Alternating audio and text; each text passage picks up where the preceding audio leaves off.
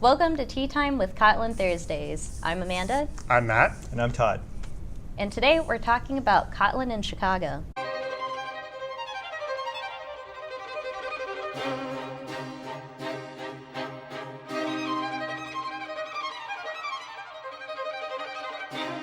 Todd Ginsberg is the principal software developer at NetSpend. He's also an organizer for the Chicago Java user group as well as the Kotlin user group. He also has a blog for todd.ginsberg.com and happens to be a tech writer and a speaker.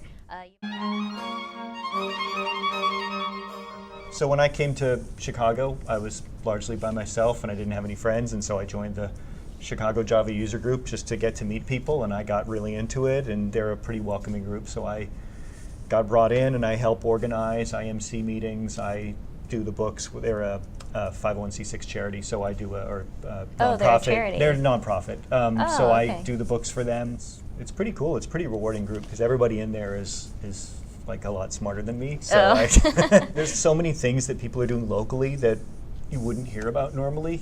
That you meet people that are doing these things. It's just been such a cool experience. It'd be kind of foolish for me at this point in my career to make a major change to another language and start over at the bottom and really, and you could do it, but I don't particularly want to. And Kotlin was a really nice fit for that because, it's a JVM language, it works perfectly well with Java, and I can leverage what I like about Java and augment with what I like about Kotlin, and that's been a pretty successful pattern for me so far. What were sort of the key things going from like Java to Kotlin that you really liked about Kotlin specifically that maybe you didn't care for as much in Java? And are there any issues in Kotlin that would be easier in Java, for example? So that part, no, I haven't really found a lot that it would be easier. So the easy thing in Java that's not so easy in Kotlin is if you have a big established group of people who are used to Java, and you're working on something new in Kotlin, the impedance mismatch and getting everybody kind of, this is the way to not write Java in Kotlin. But that's with any language, I think. If I'd done that with Scala, I probably would have had that a little bit harder. Things I liked about Kotlin coming from Java, I just really liked how succinct it is. Like data classes is the example everybody uses, but it really does work, right? Because you say, you look at a Pojo and it's like this mental contract we have with each other, except for like that one time that I'm a jackass and I go in and I tweak this one little thing. It should be completely obvious. Like that really spoke to me in Kotlin, that like if something is weird, it'll jump out. And that's what I really like about it. There's not so much there that you're not buried in things that are there to set up the language for you. Like I like that they push things down into the compiler and make the compiler do it. And I think that's like a modern language trend. You see compilers getting smarter and smarter because we have the cycles to do it, and 40 or 50 years of learning. But it's been a few years since I've done Java specifically. Sure. So I know there have been improvements made to the language. But one of the things I noticed early on, this is like, I want to say 4 or 5 years ago, was the last time I was coding regularly in Java. It just seemed like it was very verbose. And it is, and you don't realize it until you see something else. Because like I said, I've been using Java for a while, and you think, it's not that big of a deal because I'm just so used to doing it, and my IDE does so much of it for me. But then you think about that was the thing. Everybody's like, just let the IDE do it for you. Well, I can just build that into data classes. Exactly. Like, when's the last time I ever wrote an equals method? Because I guarantee you I'll mess that up. And so I don't bother that anymore. I just get my IDE to do it for me. And it's like, well, I can just get the compiler to do that. If the IDE can do it, the compiler can do it.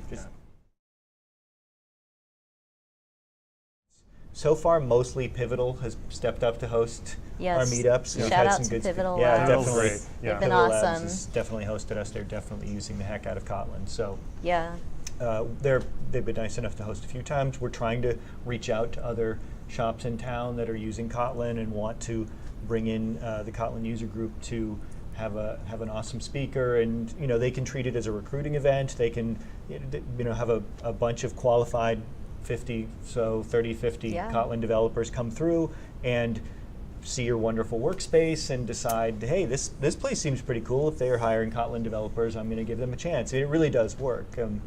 So we're trying to increase outreach with that. We're trying to increase the variety of technical talks we have with speakers.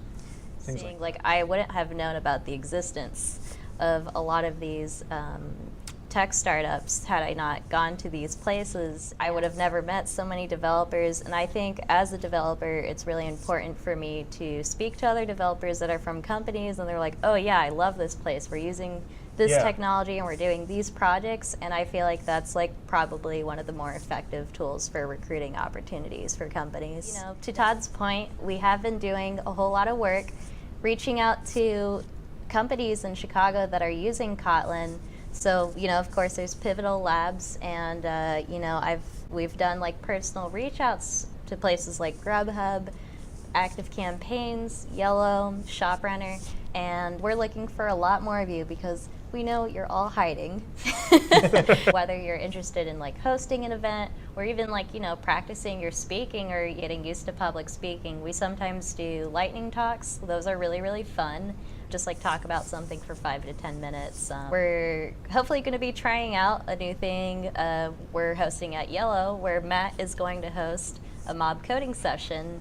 Do you want to quickly explain what a mob coding session is? Yeah, so the basic concept behind mob coding or programming is you have the traditional like pair programming that a lot of people are familiar with, where you have a couple developers get together, one of them drives, and the other one sort of bounces ideas around, kind of gets more of an overview of the picture of what you're coding. Which kind of works very well.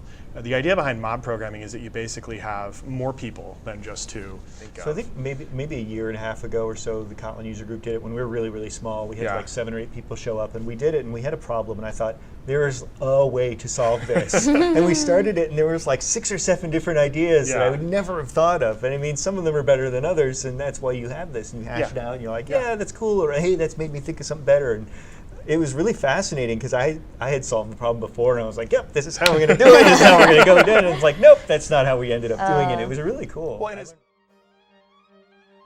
you should definitely come to a Chicago Kotlin Yeah, group. you. So you should definitely do it. We're a friendly group of people. I think the Kotlin language in general is a friendly group of people, and the Kotlin community in Chicago is no exception to that. So we're trying to be a world-class place for you to come and practice Kotlin and as your job or your hobby. So, you know, definitely come on out to one of our meetups.